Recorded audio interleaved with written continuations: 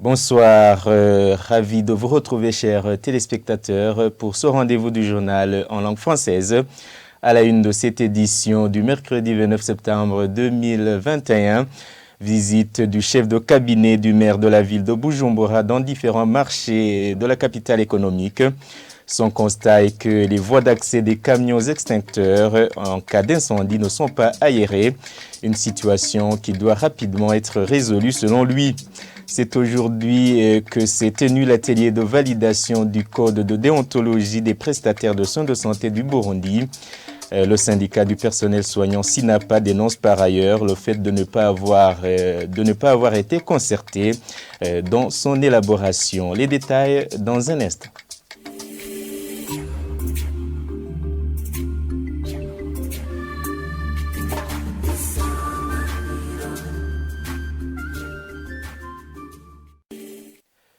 Bonsoir. Et accès difficile des camions extincteurs en cas d'incendie dans certains marchés de la ville de Bujumbura.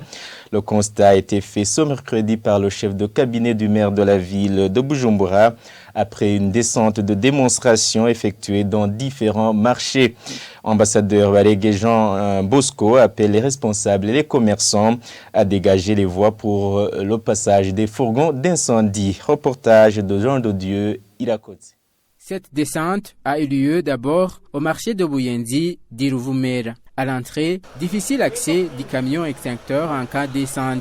Les commerçants qui y exercent semblaient être au courant de l'activité de démonstration. La voie est bien dégagée, ce qui n'épargne pourtant pas aux chauffeurs les manœuvres pour avancer. Au marché de Kinama, l'accès est relativement moins difficile. Les commerçants qui exercent semblent ne pas être avisés de la démonstration. Ils se faufilent pour dégager leurs articles de vente pour camionneurs de protection civile. Tout de même, le camion y passe un peu lentement. L'autorité de la mairie de Bujumbura, de même que celle de la protection civile, affirme qu'il serait difficile de secourir en cas d'incendie. Au marché d'Ongagara, la voie est libre, mais les stands sont moins occupés. À tous ces marchés, le même message est lancé aux commissaires des marchés comme aux marchands, celui de garantir à chaque fois la voie libre. Nous avons commencé par le marché d'Oruvumera, en zone Buyenzi. Là-bas, vraiment, nous avons vu que la route ne pouvait pas passer comme il faut. Il y a un problème, même à l'entrée. Vous avez vu que le camion avait des difficultés. Le camion devrait faire des manœuvres pour pouvoir entrer dans le marché. Nous avons demandé à ce que le commissaire chargé de ce marché puisse continuer à expliquer et surtout à bien dire aux marchands que la route doit être respectée, que ce n'est pas un endroit préparé pour y mettre des marchandises. Plutôt, c'est une route. Et vous savez, la route doit être libre pour que tout le monde puisse y passer. Donc, nous avons demandé aux marchands et aussi aux commissaires du marché pour que vraiment ils puissent continuer à travailler avec toutes les autorités pour que cette route puisse rester vraiment libre à tout moment.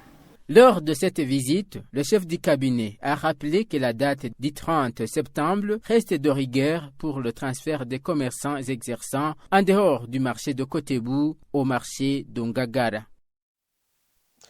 Le nouveau code déontologique des prestataires de soins de santé a été élaboré en concertation avec tous les groupes concernés, selon l'assistant du ministre de la Santé lors de l'atelier de validation de ce code ce mercredi.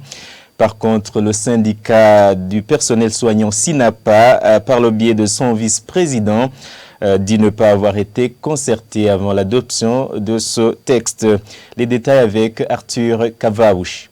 Certains participants à cet atelier trouvent que ceux qui n'ont pas été approchés pour donner leur contribution puissent l'être pour que ce code puisse venir pour développer le secteur de la santé, comme Nyongulu Fidel, vice-président du syndicat SINAPA du personnel soignant, l'indique.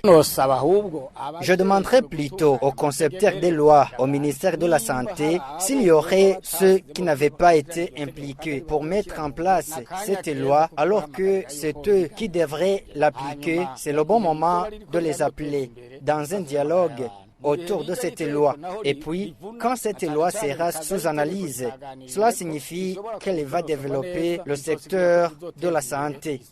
Mais du moment que cette dernière ne sera pas discutée, ça sera pour faire reculer le développement du secteur de la santé. Là aussi, il faut un dialogue inclusif.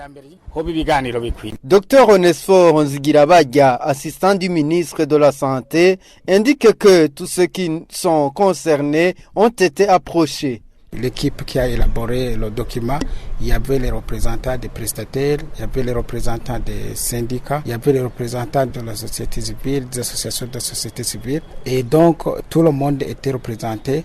Tous ceux qui sont concernés par ce document étaient représentés. Et donc, ça restera à vulgariser ce document et le mettre à la disposition de ceux qui doivent l'utiliser, c'est-à-dire au niveau des formations sanitaires. Quant à Dr Edouard Nkurunziza, coordinateur de l'ONG Memisa Belgique, qui a appuyé dans l'élaboration de ce document, il tranquillise car ce code vient comme une solution aux problèmes que rencontrent les médecins et les patients. Ce nouveau code de déontologie des prestataires des services de soins sera ensuite acheminé aux instances supérieures pour promulgation. 30% des produits alimentaires, notamment les fruits, les légumes et la viande, se détériorent faute de moyens de conservation. Constat fait lors de la célébration de la journée internationale dédiée à la protection de la couche d'ozone sous le thème « Ensemble, gardons nos aliments et nos vaccins dans un endroit frais ». Le directeur général de l'Office burundais pour la protection de l'environnement promet d'approcher des partenaires pouvant appuyer les commerçants dans la conservation des produits périssables. Reportage signé Vestine Boutoy. Lors de la célébration de la journée mondiale de la protection de la couche d'ozone sous le thème « Ensemble, gardons nos aliments et vaccins dans un endroit frais », Deogui Derulema, le ministre ayant en charge de l'environnement, a déploré la détérioration de certains produits agroalimentaires dont les légumes, fruits, viandes et poissons sur les différents marchés du pays faute des moyens de conservation.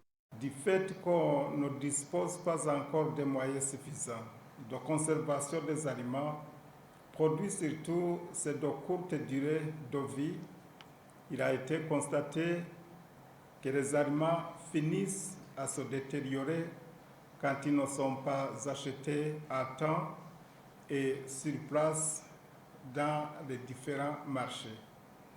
Ces aliments sont surtout les légumes, les tomates, les fruits, les poissons et les viandes. Et comme solution, Berkima Sehatungimana, directeur de l'Office burundais pour la protection de l'environnement, s'engage à s'entretenir avec leurs partenaires financiers pour enfin appuyer les commerçants qui devraient faire le premier pas en se procurant des petits frigos pour la conservation de leurs produits périssables. Donc en premier lieu, ce sont donc ces commerçants qui devraient acheter donc ces machines qui vont leur permettre de faire la conservation de ces produits qui sont facilement périssables. Nous, ce que nous allons, comme je venais de le dire, nous allons, à travers le ministère de l'Environnement, de l'Agriculture et de l'Élevage, le ministère va continuer donc à solliciter donc des appuis. Mais ce sont des appuis donc, qui vont venir appuyer des personnes qui aussi devraient donc voir comment s'organiser pour acheter ces petits frigos. Plus de 30% des produits agroalimentaires, dont les légumes, fruits, viandes et poissons, se détériorent suite à l'absence de chaîne de froid, selon une recherche présentée à l'occasion de la célébration de la Journée mondiale de la protection de la couche d'ozone, faite par l'ingénieur en thermodynamique appliquée. Actualité internationale pour clôturer ce journal. Manifestation ce mercredi au Liban devant le palais de justice après une nouvelle suspension de l'enquête sur l'explosion dans le port de Beyrouth. Les familles de victimes se réunissent pour demander une nouvelle fois justice. En Espagne, le gouvernement a décrété ce mardi l'état de catastrophe naturelle sur l'île de La Palma, frappée par l'éruption du volcan. Décision qui permettra l'octroi d'aide d'urgence ainsi que d'autres mesures de soutien. Suivez. Sur les rues, les voitures et les terrains de jeu, l'épaisse poussière noire issue du volcan a tout recouvert sur son passage. Depuis une semaine, les habitants de l'île espagnole de La Palma vivent au milieu des cendres qui peuvent s'avérer toxiques. Alors dans cette commune, le grand nettoyage a commencé. Pour l'instant, les systèmes de filtration n'ont pas cassé, mais nous savons que les cendres vont les abîmer. En plus de nouvelles coulées de lave, les habitants redoutent aussi des pluies acides, provoquant des irritations de la peau et des voies respiratoires. J'ai mis ça pour protéger mes bras et au cas où il pleuvrait, je protégerai mon cou. Mais pour l'instant, il ne pleut pas. Entré en éruption il y a 8 jours, le volcan a déjà recouvert plus de 212 hectares et détruit près de 500 bâtiments. Seule bonne nouvelle dans cet horizon sombre, les cendres du volcan, composées de multiples minéraux, pourraient s'avérer bénéfiques pour les sols. La cendre est très utile pour les constructions. Des études sont même menées pour la laisser dans le sol afin qu'elle agisse comme un fertilisant naturel pour le sol des cultures. Si l'activité du volcan s'est sensiblement réduite ces dernières heures, les spécialistes restent prudents, car la lave pourrait rapidement atteindre l'océan Atlantique, provoquant des explosions et envoyant des nuages toxiques au-dessus des 83 000 habitants de l'île. Il y avait justement une manifestation qui s'est tenue pendant 2 heures ici devant le palais de justice de Beyrouth qui vient de se terminer. Des centaines de personnes, parmi lesquelles des proches de victimes des explosions du port, ainsi que des militants venus les soutenir. Donc toutes ces personnes ont tenu un sit-in ici pour dénoncer la démission lundi du juge Tarek Bitar, le juge qui était en charge de l'enquête sur les explosions du port.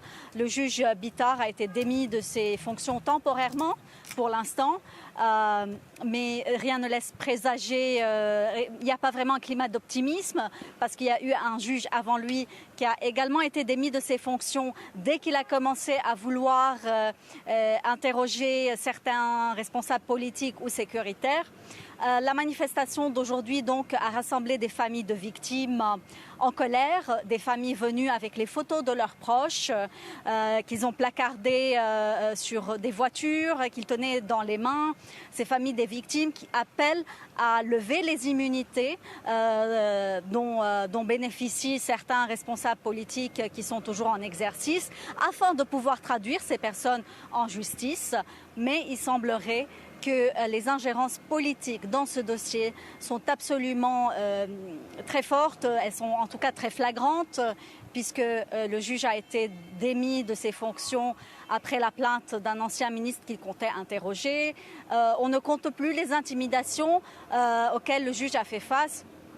Et c'est d'autant plus malheureux parce que pour les familles des victimes, le juge était vraiment leur planche de salut, celui qui les aidait, celui qui les écoutait, parce qu'ils ont vraiment l'impression que personne ne veut répondre à leurs questions et ils craignent vraiment que l'enquête ne soit tout simplement enterrée. Merci Zeina Antonios depuis Beyrouth. Eh bien, c'est par ce reportage de nos confrères de France 24 que nous mettons un point final à ce journal.